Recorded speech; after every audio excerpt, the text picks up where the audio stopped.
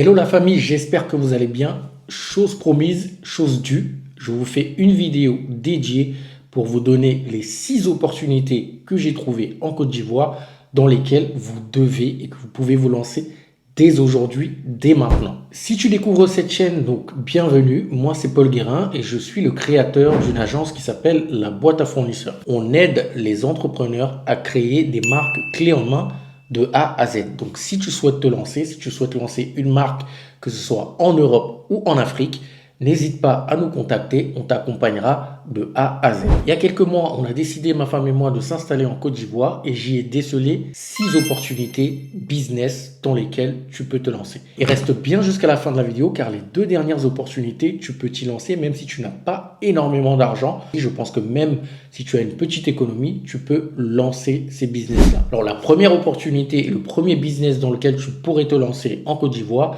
c'est l'agriculture. Parce qu'en Côte d'Ivoire, il y a un boom au niveau de la population. La population grandit. Donc tu peux te lancer dans l'agriculture non seulement pour nourrir la population qui est de plus en plus grandissante, mais aussi parce qu'il y a la restauration. Si vous allez à Abidjan, il y a des restaurants qui s'ouvrent tous les jours. Tous les jours, vous voyez un nouveau restaurant. Et ces restaurants-là ont besoin de fournisseurs. Donc, vous pouvez également vous lancer dans l'agriculture, non seulement pour fournir les restaurants, mais aussi pour fournir les magasins. Car si vous allez à Auchan, vous allez à Carrefour Place, ou vous allez dans les différents centres commerciaux, bah, ces centres commerciaux-là, ils vendent des légumes qui sont faits avec l'agriculture locale. Donc, il y a l'agriculture, ok, mais il y a aussi l'élevage, c'est-à-dire ça peut être bœuf, poulet, porc, plutôt bœuf, poulet, parce que n'oubliez pas que la Côte d'Ivoire a quand même une grande partie de la population qui est musulmane. Le poisson, ça marche également très bien. Donc l'agriculture, c'est vraiment le premier secteur dans lequel vous pouvez vous lancer. Vous pouvez être fournisseur non seulement de la population et après peut-être, pourquoi pas, plus tard, créer votre propre magasin. Vous pouvez être fournisseur des restaurateurs, vous pouvez être fournisseur des magasins, mais également avoir vous-même votre petite boutique où la population peut venir acheter ses produits. La seconde opportunité, ce sont les lave-auto, les laveries auto, d'accord, les laveries pour les voitures. À Abidjan, je crois qu'il y a tellement de voitures parce qu'il y a des bouchons qui sont incroyables. Je parle d'Abidjan, mais je parle aussi des autres régions, hein. Je ne parle pas que d'Abidjan, je parle en Côte d'Ivoire en général. Il y a tellement de voitures que c'est incroyable. Les bouchons sont monstres parce qu'il y a beaucoup de voitures, beaucoup de Yango. Voilà, vraiment la culture automobile là-bas, elle est hyper développée. Et forcément, plus il y a de voitures, plus ces voitures-là ont besoin d'être lavées. Et vraiment dans ce business-là, c'est la qualité qui prime. Parce que même si les routes sont bonnes en Côte d'Ivoire, il y a très peu de professionnels sérieux, mais vraiment sérieux, ou qui ont vraiment les compétences pour faire ce business-là. C'est généralement de la débrouille, des gens qui ne sont pas très qualifiés, des gens qui font les choses à la va-vite. Si vous arrivez avec un savoir-faire et un sérieux, vous pouvez vraiment réussir dans ce business-là. Que ce soit les lave-autos ou les garages, d'accord, parce que ça aussi, c'est un gros problème. Vous arrivez avec les garages, vente par exemple aussi de pièces détachées. Même si là-bas, il y a quand même les concessionnaires, mais ça coûte quand même assez cher. Forcément, pour les pièces auto, les pièces de rechange, ils sont là. Mais en tout cas, au niveau des lave-autos et au niveau des garages, c'est vraiment une opportunité que j'ai décelée en Côte d'Ivoire dans laquelle vous pouvez vous lancer. Forcément, il faut un peu d'investissement, mais si vous êtes à plusieurs et que vous lancez ça, franchement, je pense que c'est quelque chose qui pourrait bien fonctionner. La troisième opportunité que j'ai décelée et troisième business dans lequel vous pouvez vous lancer, ce sont les applications mobiles. Ce qui est bien, c'est que les Africains sont très connectés. Donc aujourd'hui, par exemple, il y a Yango, vous avez Jamo qui a des applications mobiles, mais les applications mobiles, c'est vraiment quelque chose que vous pouvez développer là-bas. C'est pas encore assez développé en Côte d'Ivoire, mais le truc, c'est que comme il y a le réseau, comme vous avez le réseau qui fonctionne très bien et les gens sont très connectés, les gens ont des iPhones, ils ont tout, donc vous pouvez lancer des applications, que ce soit des applications pour concurrencer Yango, que ce soit des applications pour trouver un logement, que ce soit des applications pour vendre entre particuliers, énormément de choses en fait que vous pouvez faire, que ce soit des applications sur la finance ou des banques en ligne que vous pouvez lancer, parce que les applications, c'est des choses qui marchent très bien à Abidjan Et les Abidjanais, les Ivoiriens sont très connectés avec leur téléphone et ils sont plutôt favorables à ce type de choses-là. Il faut un peu plus de moyens, il faut peut-être aller lever des fonds, il faut vraiment aller voir ce dont le marché a besoin. Mais ce sont des choses que vous pouvez lancer quand vous allez en Côte d'Ivoire. Mais par contre, sur ce business-là, il faut vous préparer parce que forcément, il y a de la levée de fonds. Les trois dernières opportunités dont je vais te parler, tu peux t'y lancer même si tu n'as pas énormément d'argent. À partir du moment où tu as 5 000, 10 000, 15, 20 000 euros d'épargne, franchement, ce sont des business qui sont accessibles à monsieur et madame tout le monde. Le quatrième business dont je vais te parler, ce sont les boulangeries en zone rurale.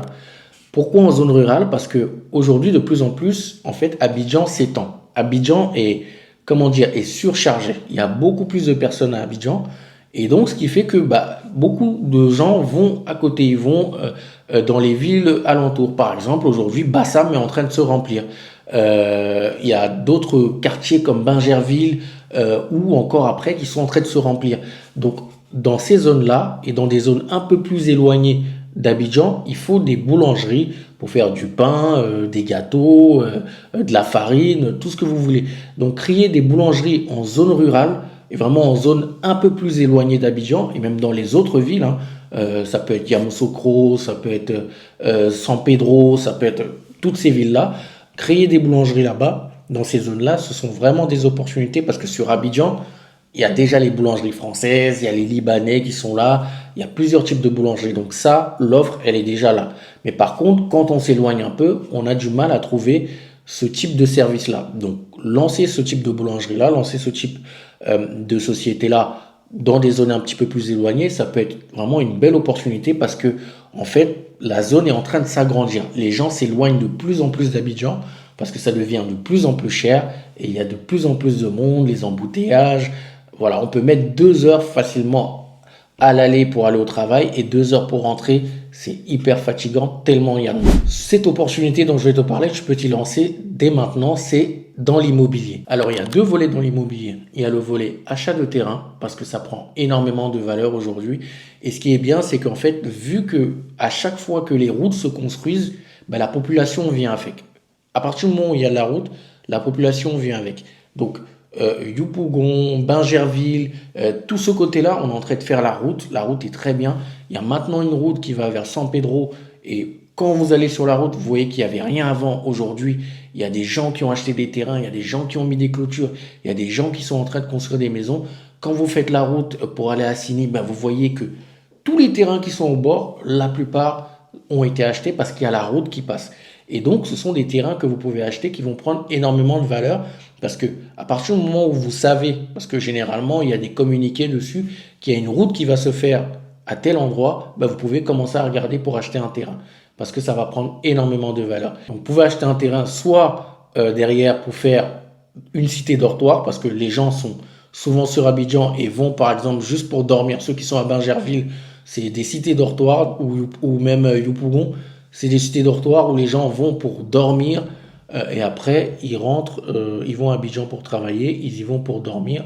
Donc c'est généralement des cités dortoirs. Donc soit vous construisez des immeubles pour les gens qui vont venir y habiter parce que c'est un petit peu moins cher que Abidjan, soit vous achetez juste des terrains et vous laissez que ça prenne de la valeur et que les gens viennent racheter.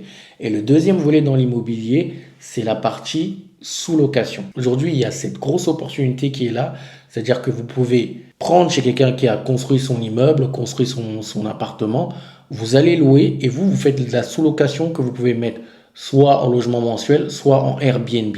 Aujourd'hui, c'est des choses qui marchent très bien et ça a le vent en poupe. Vous pouvez regarder, il y a des gens qui se font 400, 500, 600 euros net par mois sur des appartements en fonction de la situation de l'appartement dans Abidjan. Donc ça aussi, c'est le deuxième volet. Et vraiment, je pense que c'est le volet vraiment qui est le plus activable parce que des fois, tu as des loyers à 200, 300, 400 euros par mois. Et derrière, si tu arrives à avoir un taux de remplissage correct de ton appartement en sous-location, en le mettant sur Airbnb ou autre, forcément, tu peux t'en sortir avec des revenus qui sont plutôt pas mal. Et si tu arrives à avoir 2, 3, 4, 5, 6 appartements comme ça, franchement, là, t'es pas mal. Et enfin, la dernière opportunité qui, pour moi, c'est mon goal, c'est vraiment une usine de transformation de matières premières. Il y a énormément de matières premières à transformer en Côte d'Ivoire. Mais le problème, c'est que il n'y a pas assez d'usines de transformation. Il y a beaucoup de produits qui sont là, mais il y a aussi beaucoup de produits qui sont importés, tout simplement parce qu'il y a un manque d'usines de transformation sur place. Aujourd'hui, par exemple, avant, on utilisait beaucoup le beurre de cacahuète. Aujourd'hui, on peut transformer, par exemple, le beurre de cajou. Donc, vous avez, par exemple, le beurre de cajou qui est là.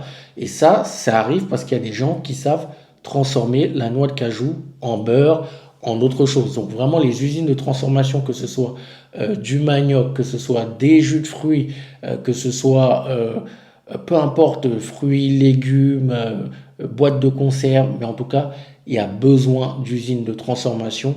Et franchement, si vous créez une usine de transformation en Côte d'Ivoire, ça va exploser parce qu'on en a vraiment besoin, que ce soit le chocolat. Mais il y a plein de marques de chocolat aujourd'hui qui réussissent à exporter à l'étranger parce qu'ils ont créé une unité de transformation qui est certifiée, conforme à la norme européenne, etc. Donc, c'est vraiment une opportunité de créer des usines et des unités de transformation pour transformer les matières premières et réduire les importations.